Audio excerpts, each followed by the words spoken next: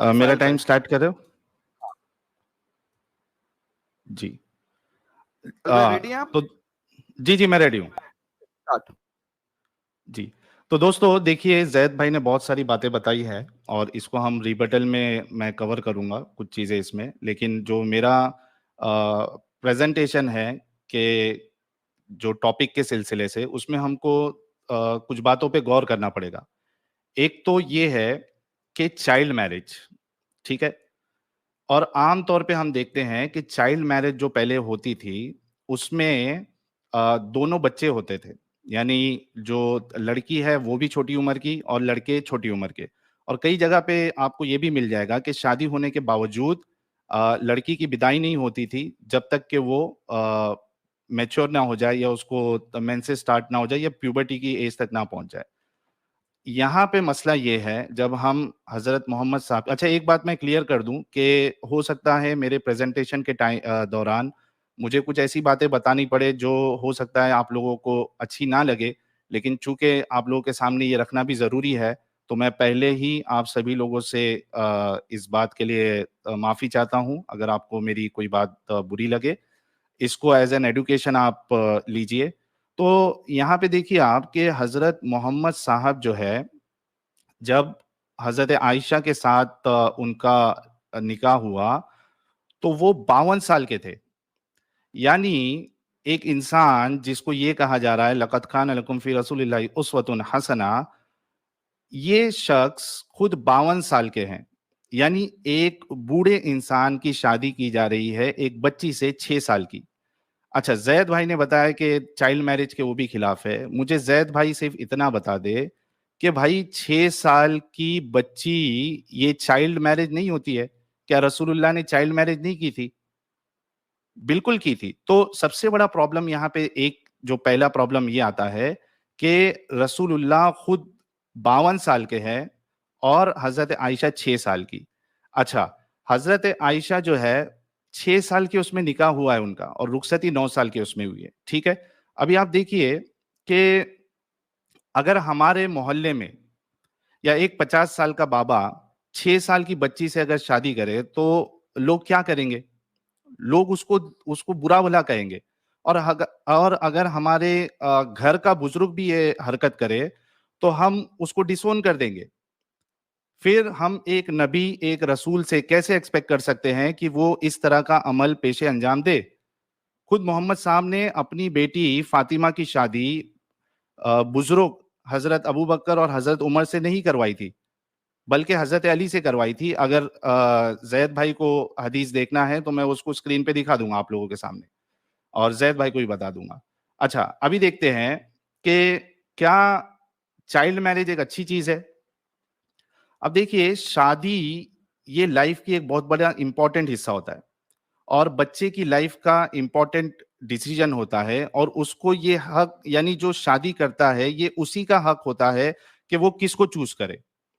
आप समझे बात को?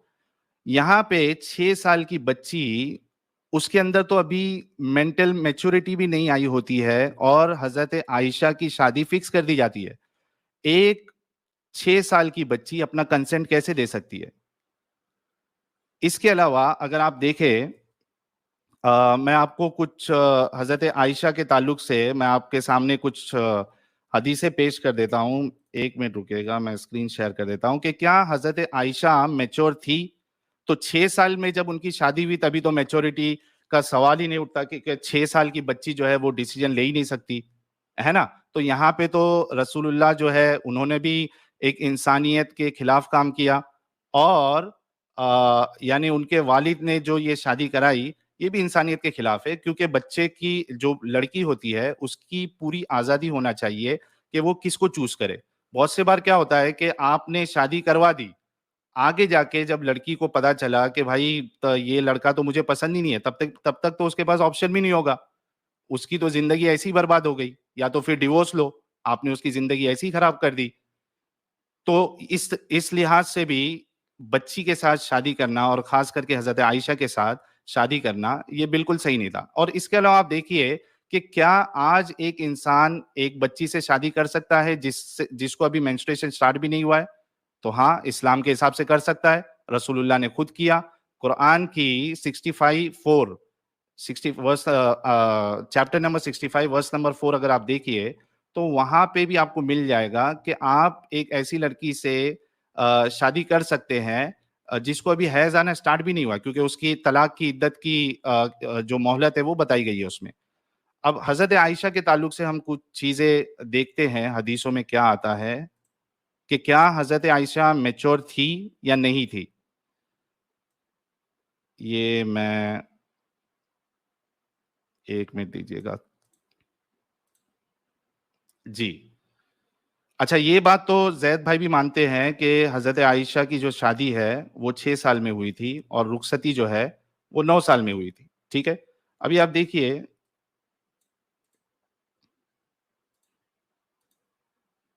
हाँ, ये देखिए सही बुखारी की हदीस 6130 है। इसमें खुद आयशा बताती है कि I use to play with the dolls in the presence of the prophet and my girlfriends use also used to play with me. When Allah's apostle used to enter my dwelling place, they used to hide themselves, but the prophet would call them to join and play with me.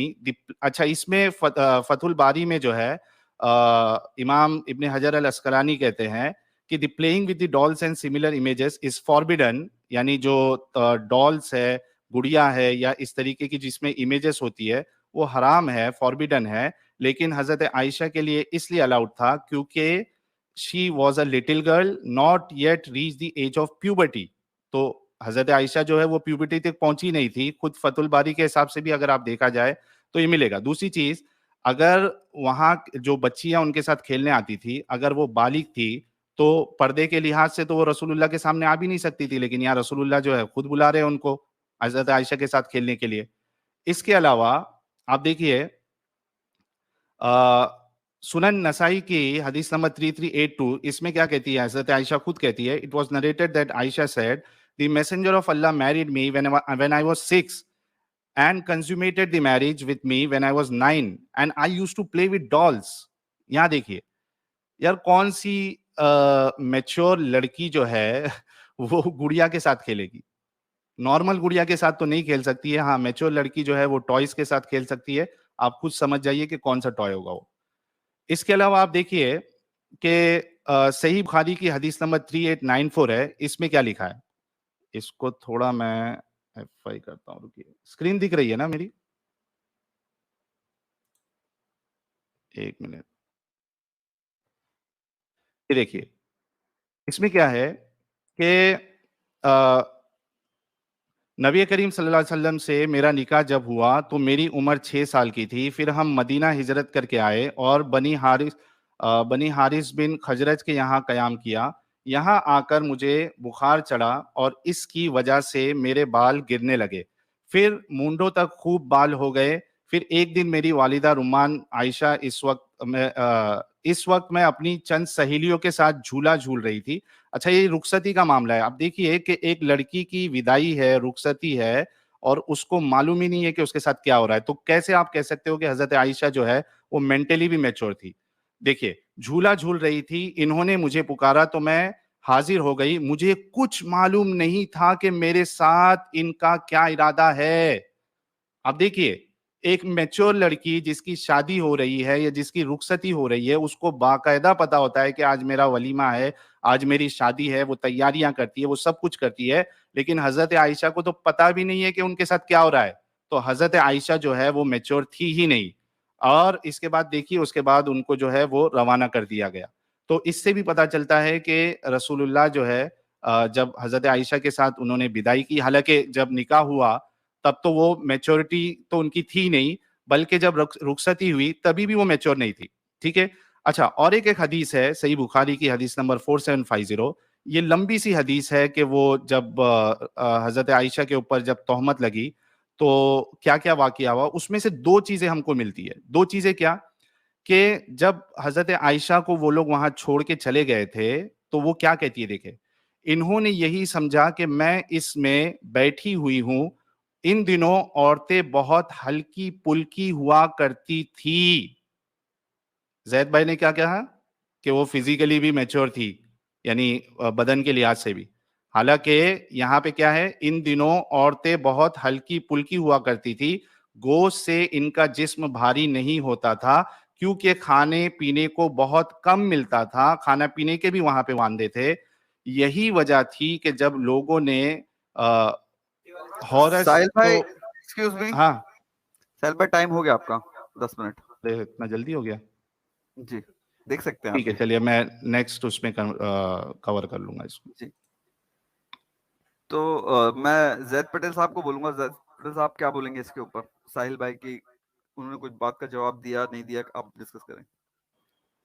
Zaid Patel साहब भी reconfirm हुआ, मतलब आपको अगर समझना है तो उसके लिए। और उस जमाने में ऐसा रिवाज नहीं था कि जैसे माइक पे लाउड स्पीकर पे सहाबी अब्दुर्रहमान बिन औफ शादी करके आ रहे हैं, फिर जाके पता चल रहा है नबी सल्लल्लाहु अलैहि वसल्लम को शादी हुई। तो आप ये देखते हैं कि ये चीज जब फादर ने पूछ लिया, अंडरस्टूड है, ये कहना हम इमेजिन भी नहीं कर सकते। अच्छा आइए हम आगे बढ़ते हैं।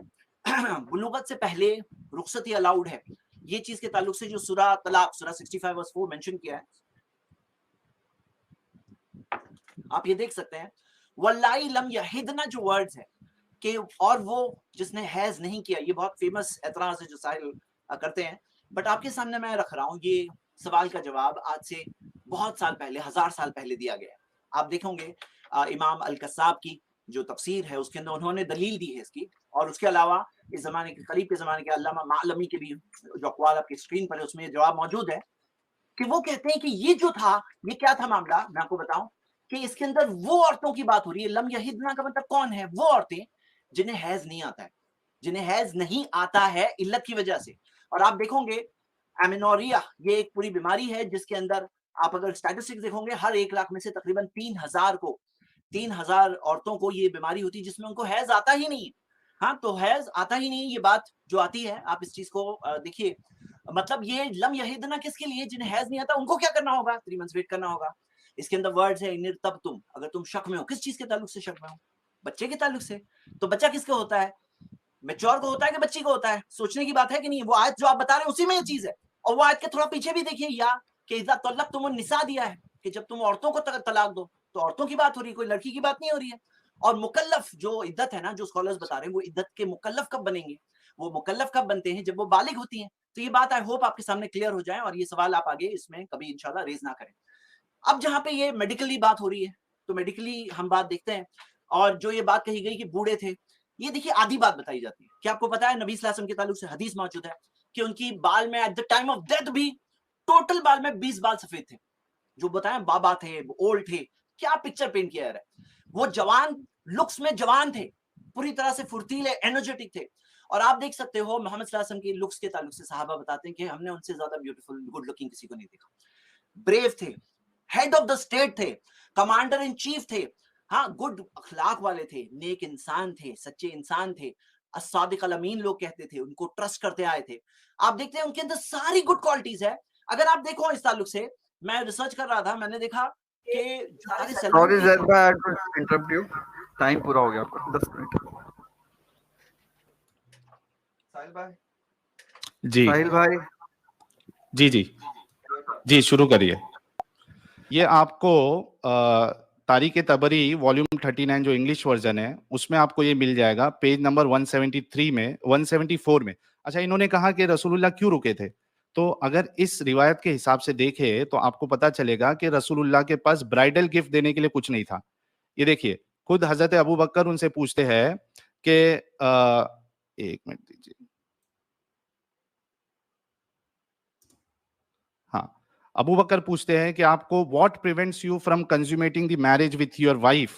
The prophet said the bridal gift सदक।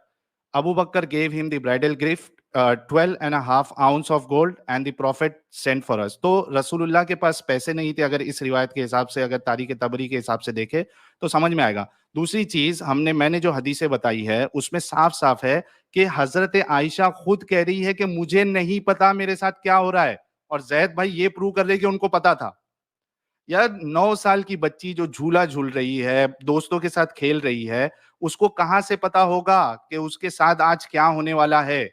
अगर पता होता तो यानी जो मैच्योर हो जाती है उन्हें पता होता है कि मेरी आज शादी है, मेरा निकाह है, वो तैयारियां करती है।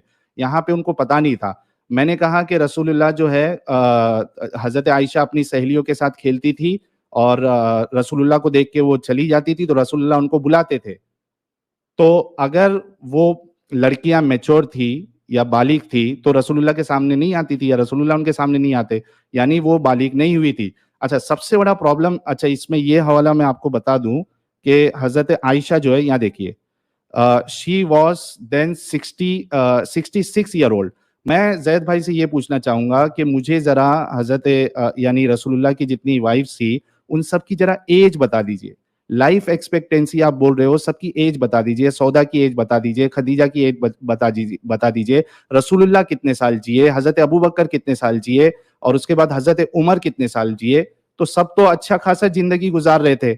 और अगर छोटी उम्र के साथ बड़ी उम्र का करना सही था तो खुद हजरत मोहम्मद साहब ने अपनी बेटी फातिमा की शादी अबू बकर और उमर के साथ क्यों नहीं की? अच्छा, इनका सबसे बड़ा प्रॉब्लम इस्लाम का ये है कि इनको लगता है कि सिर्फ मेंस्ट्रुएशन स्टार्ट हो जाना, यानी सिर्फ मेंस्ट्रुएशन आ जाना, ये प्यूबर्टी तक पहुंच गई है। भाई ऐसा नहीं होता है। मेंस्ट्रुएशन का स्टार्ट होना, this is onset of puberty. उसके बाद वो पूरा लंबा प्रोसेस होता है, 4-5 साल। मैं आपके सामने एक वेबसाइट का हवाला दे देता हूं ताकि आप लोगों को पता चले। 1 मिनट रुकिएगा।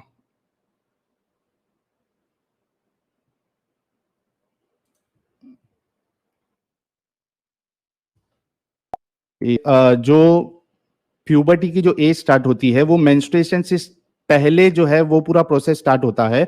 अभी सिर्फ मेंस्ट्रुएशन आना इस बात की दलील नहीं है कि वो पूरी फिजिकली डेवलप हो गई है। उसको मेंस्ट्रुएशन स्टार्ट होता है, उसके बाद उसके बॉडी में चेंजेस आते हैं। उसके बाद जो है उसकी जो पेल्विस है, उसके प्राइवेट यानी जो ब्रेस्ट है वो डेवलप होना स्टार्ट होते हैं। ये पूरा प्रोसेस होता है और इसको पूरा लगता है 15, 16, 17 साल।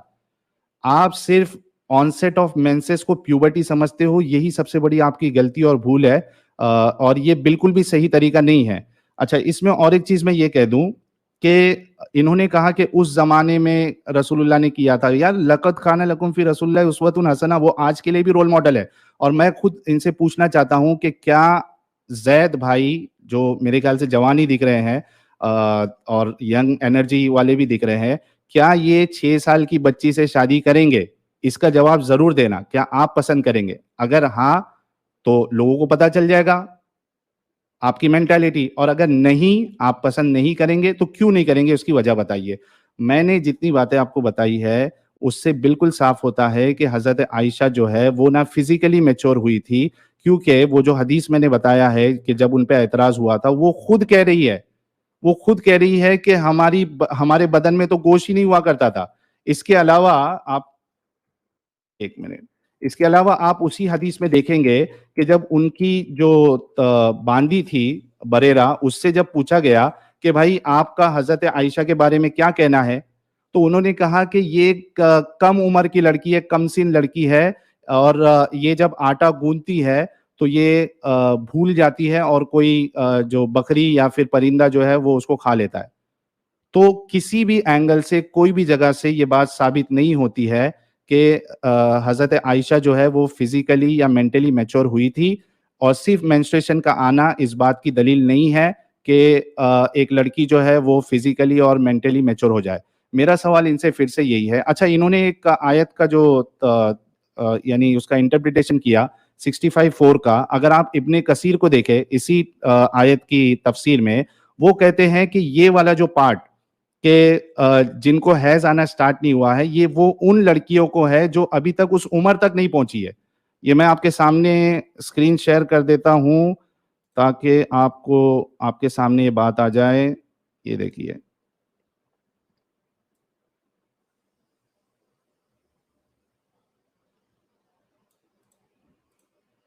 ये देखिए 65:4 की जो इब्ने कसीर में दिया है उसमें क्या लिखा हुआ है कि मुलाहिजा हो सूरत बकरा की आयत इसी तरह कि वो लड़कियां जो इस उम्र को नहीं पहुंची कि इन्हें हैज आए, इस उम्र तक नहीं पहुंची कि इन्हें हैज आए, इनकी इद्दत भी यही 3 महीने रखी गई है। तो बिल्कुल साफ है कि कुरान जो बात कर रहा है 65:4, वो उन लड़कियों की, उन बच्चियों की बात कर रहा है जिसको अभी तक हैज आना स्टार्ट नहीं हुआ। अच्छा, मुझे ये बताइए कि एक बच्ची जो अभी 4-5 साल की है, 6 साल की है, जैद भाई मुझे बताइएगा क्या उसका शादी करा देना ये दुरुस्त है कि उसकी मर्जी ना हो? किसी का ना कहना, हजरत आयशा का एतराज ना करना, इसका मतलब ये नहीं है कि उनके साथ जो शादी हो रही है वो सही है। बल्कि आप देखिए कि रसूलुल्लाह के सामने तो कोई कुछ कह भी नहीं सकता था। हजरत जैनब जो है, उनके जो मुंह बोले बेटे थे रसूलुल्लाह के, उनके साथ शादी करवाने का जब रसूलुल्लाह ने कहा था, तो हजरत जैनब को नहीं करना था शादी, लेकिन रसूलुल्लाह ने उनको, सीधा कुरान की आयत उतर गई कि जब अल्लाह और उसके रसूल का फैसला आ जाए तो किसी मर्द मोमिन या औरत मोमिना जो है, इनके पास कोई इख्तियार ही नहीं बचता। तो कैसे वो करती? टाइम हो गया है।